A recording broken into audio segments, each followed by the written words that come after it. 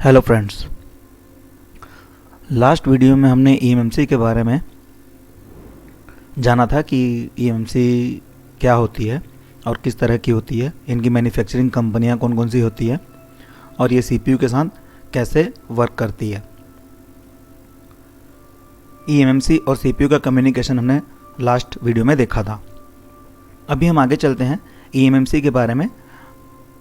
आप देखेंगे कि ईएमएमसी जो ये ईएमएमसीयाँ होती है ये सारी अलग अलग कंपनी की हो, चाहे कोई भी कंपनी की हो, इनमें आपको दो पार्ट मिलता है, एक रैम एक रोम। ठीक है, जो आप स्टोरेज डिवाइस देखते हैं कि 2 GB 16 GB या 4 GB 32 GB या 6 GB 64 GB, ये रैम और रोम आपको एक ईएमएमसी में देखने को मिलते हैं।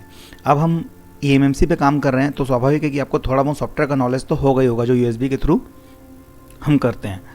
अब होता ये है कि देखिए, यूएसबी से सॉफ्टवेयर करने के बाद अगर हमें एरर मिलता है, किसी प्रकार से फ्लैशिंग में रुकावट आती है, यहाँ हम आगे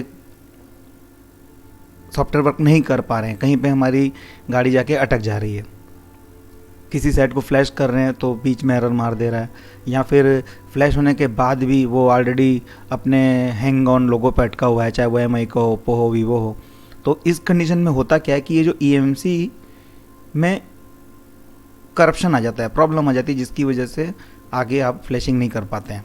अब आपको ईएमएमसी के बारे में प्रोग्रामिंग की जानकारी होनी चाहिए, तब आप आगे काम कर पाएंगे। देखिए, रैम को तो हम एक्सेस नहीं कर सकते और हम रोम पे एक्सेस करते हैं। तो रोम के लिए हमको कनेक्टिविटी के लिए क्या करना पड़ता है, पहले इस ईएमएमसी को थोड़ा समझना पड़ता है कि ईएमएमसी में एक्चुअली में इंटरनल होता क्या है। तो हम आगे चलते हैं। आप ईएमएमसी के इंटरनल व्यू पे आइए तो आपको इंटरनल, आप ये मान लीजिए सारी एक ईएमएमसी है। इस ईएमएमसी के अंदर में जैसे आपके कंप्यूटर पे हार्ड डिस्क लगी होती है, वैसे ही ये ईएमएमसी होती है मोबाइल पर। अब होता ये है कि आप अपनी हार्ड डिस्क को चेक करेंगे तो उसमें आपको पार्टीशन मिलते हैं, C, D, E, F, जितने आप जिस तरीके से क्रिएट करेंगे वैसे आपको मिलता है। यहाँ पे आप अपने तरीके से कुछ भी क्रिएट नहीं कर सकते हैं, ये कंपनी के द्वारा मैन्युफैक्चरिंग के दौरान क्रिएट किया जाता है। ठीक है, हम इसको बोलते हैं GPT partition, guide partition table. ये फिक्स होती है और ये पार्टीशन आपको हर ईएमएमसी में उसके मॉडल के हिसाब से मिलेगी, अलग अलग मॉडल की अलग अलग जीपीटी पार्टीशन होती है। तो इसके बारे में हम डेप्थ में बाद में बात करेंगे। इसमें आपको मैं बता दूं कि इसमें मैंने आपको बताया था कि लास्ट वीडियो में कि आरपीएम भी होता है, जो कि रिप्ले प्रोटेक्ट मेमोरी ब्लॉक होता है। हम जितनी बार सेट को रीस्टार्ट करते हैं, ऑन ऑफ करते हैं, प्रोग्राम चालू करते हैं, बंद करते हैं, उनमें इनके काउंटर चलते हैं। तो एक समय के बाद इनमें भी प्रॉब्लम आना संभव है। तो ये पार्टीशन कैसे होते हैं समझ लीजिए। ये ईएमएमसी के अंदर में बूट 1, बूट 2 आरपीएम में और ये यूज़र एरिया के पार्टीशन होते हैं। इनमें करप्शन आने की वजह से आपकी जो मेमोरी है वो प्रॉपर वर्क नहीं कर पाती है, प्रॉपर बूट नहीं ले पाती है, जिसकी वजह से आपका फ़ोन सॉफ्टवेयर नहीं ले पाता है।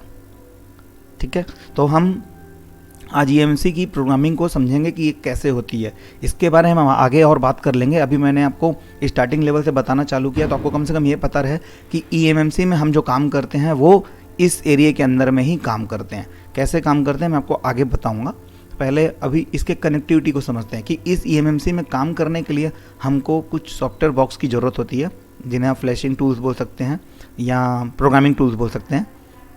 ये टूल्स जो होते हैं ये आपको दिखा देता हूँ मैं।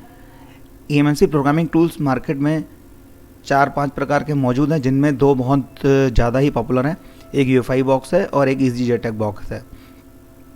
ठीक है, आप आगे आएंगे तो आपको 2 बॉक्स और दिखेंगे, मेडूसा प्रो और मेपी टेस्टर। तो फिलहाल मैं आपसे अभी इन दोनों के बारे में बात करूँगा, यूएफआई और EasyJet के बारे में। तो हम पहले कनेक्टिविटी को समझते हैं कि इस बॉक्स के साथ में हम कनेक्टिविटी कैसे बनाएंगे, ईएमएमसी को इसके साथ कैसे कनेक्ट करेंगे, तब तो हम आगे की प्रोग्रामिंग कर पाएंगे। तो पहले आप कनेक्टिविटी को समझिए।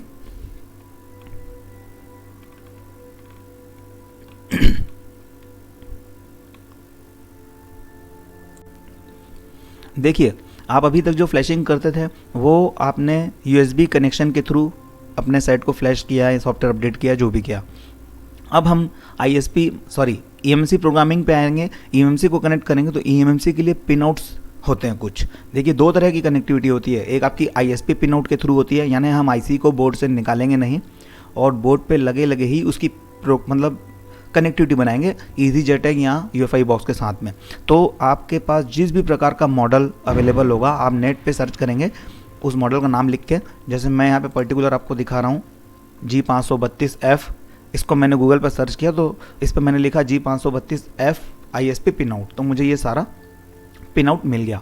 आपको बता दूं कि ISP पिन आउट मतलब आपके सामने में clock, data, CMD, ground, VCC, VCCQ, ये 6 पॉइंट होते हैं जिनको आपको कनेक्ट करना पड़ता है। ठीक है, मैं आपको एक मॉडल का और एग्जांपल देता हूँ। ये Xiaomi का Redmi Note 4 है। आप इस पे देखेंगे तो इस पे भी आपको clock, data, CMD, VCC, VCCQ और ग्राउंड, ये 6 पॉइंट आपको मिलेंगे। ये आपको कनेक्ट करने पड़ते हैं। किसी किसी कंडीशन में अगर आप चाहें तो ये 2.8 और 1.8 नहीं भी कनेक्ट करेंगे तो चलेगा, लेकिन इसके एवज में फिर आपको USB पे आपको USB केबल लगानी पड़ेगी ताकि ये दोनों वोल्ट उसको USB के माध्यम से मिल सकें। ठीक है, आगे चलते हैं। ये तो मैंने आपको जो बताया कि ISP पिन आउट हो गए। अब ISP एडाप्टर जो कि आपको बॉक्स के साथ में मिलते हैं, ये UEFI के साथ में मिलता है और ये EasyJetag के साथ में मिलता है। आप गौर से देखेंगे तो आपको यहाँ पे 6 के 6 पॉइंट आपको यहाँ पे दिखाई देंगे कि clock, data, CMD, ground, VCC, VCCQ, आप देखिए यहाँ पे आपको नजर आएंगे। ये 6 के 6 पॉइंट होते हैं। ये EasyJetag के एडाप्टर में भी आपको 6 के 6 पॉइंट दिखाई देंगे। आगे बढ़ते हैं। आप देखिए, ये UEFI बॉक्स है, ये उसका ISP एडाप्टर है और पिन आउट के थ्रू यहाँ पे जंपर से ये कनेक्ट किया हुआ है। सेम जब अगर आप IC को बिना निकाले अगर आप करना चाहें तो आपको ISP पिन आउट के थ्रू कनेक्ट होगा। हम इसको ISP पिन आउट बोलते हैं। ISP पिन आउट के थ्रू कनेक्टिविटी बनती है। ठीक है, दूसरा ऑप्शन ये होता है कि अगर आप चाहें तो IC को निकाल लें।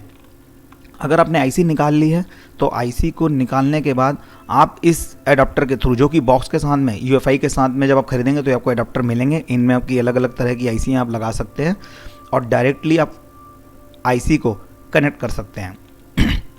ये देखिए, ये EasyJetag का एडाप्टर है। आप इसके साथ भी डायरेक्ट IC लगा करके सिस्टम पे कनेक्ट कर सकते हैं। दोनों में देखिए फ़ायदा ये होता है कि अगर आपको स्पीड चाहिए तो स्पीड में आपको IC निकाल करके प्रोग्राम करनी पड़ेगी। इसमें हाई स्पीड में प्रोग्रामिंग होती है। ठीक है, आगे मैं डेप्थ में बताऊंगा कि दोनों में क्या फ़र्क होता है। ISP पिन आउट के थ्रू करेंगे तो आपकी स्पीड स्लो आएगी। ठीक है, अगर आपको लॉक तोड़ना है या किसी प्रकार का पैटर्न अनलॉक, FRP लॉक करना है तो आप ISP पिन आउट के थ्रू कर सकते हैं। लेकिन अगर आपको प्रोग्रामिंग करनी है और पूरी तरीके से आपको IC को ठीक करना है तो उस कंडीशन में मेरी एडवाइस ये रहेगी कि आप IC को निकाल लें और इस एडाप्टर के थ्रू आप उसको प्रोग्राम करें। इसमें आपको स्पीड बेहतर मिलेगी और एरर आने के चांस नहीं रहेंगे। ठीक है, तो आज हमने जो बात की वो आपके eMMC के रैम रोम के बारे में समझा और इसमें जो पार्टीशन होते हैं इनके करप्शन को समझा। इसकी वजह से जो हमको प्रॉब्लम आती है तो हम प्रोग्रामिंग करते हैं। तो प्रोग्राम करने के लिए हमको IC को कैसे कनेक्ट करना है बॉक्स के साथ में, इसमें क्या बॉक्स यूज़ होते हैं, हमने आज इस चीज़ को समझ चुके हैं। ठीक है, तो आगे के प्रोग्राम में अब हम बात करेंगे कि इसको प्रोग्राम कैसे करना है, किस कंडीशन में हम क्या क्या करते हैं तो हमको IC प्रोग्राम करनी पड़ती है। ओके।